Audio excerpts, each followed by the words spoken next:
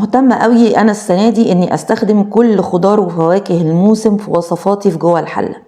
قلت اعمل ايه؟ اعمل شوربة قرنبيط. جبت قرنبيطة صغيرة وحطيتها في صينية، رشيت عليها زيت زيتون وملح وفلفل بايديا كده، وطبعا ايديا مغسولين وزي الفل. بدأت اقلب الزيت والملح والفلفل مع القرنبيط ودخلته الفرن على درجة 160 عشان يتشوي. حلة على النار، حطيت فيها زبدة وبصلة و4 فصوص توم مفرومين. بدأت أقلب، وفي نفس الوقت كان عدى نص ساعة، وزي ما انتوا شايفين الشوي تم للقرنبيط والدخان طالع من كل مكان والدنيا بقت دفى، والمطبخ عايزة اقول لكم دفي قوي ومكسلة اخرج بره. نزلت القرنبيط في الحلة اللي فيها البصل والثوم والزبدة، وبدأت انزل الكمية كلها. شايفين اتشوى وشكله جميل وريحته كمان جميلة جدا. نزلت بكل كمية القرنبيط وقعدت انزل فيها كده واحدة واحدة عشان الدنيا ما تفرطش مني والقرنبيط يقعد يتدلدق يمين وشمال، وبعد كده ارجع ازعل واعيط، وانا بعيط بسرعة ودمعتي قريبة جدا جدا على فكرة. كده المنظر العام. اعمل ايه بعد كده؟ انزل بشوربة الخضار.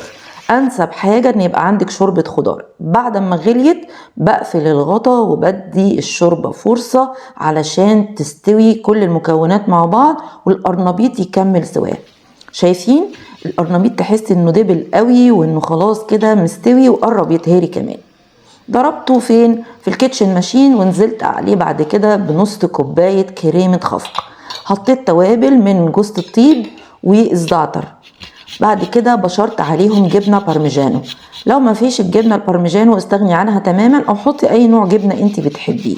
فضلت ابشر في الجبنة عشان تدي طعم احلى وتدي نكهة البارميجان، وكمان بتدي ملوحة حلوة.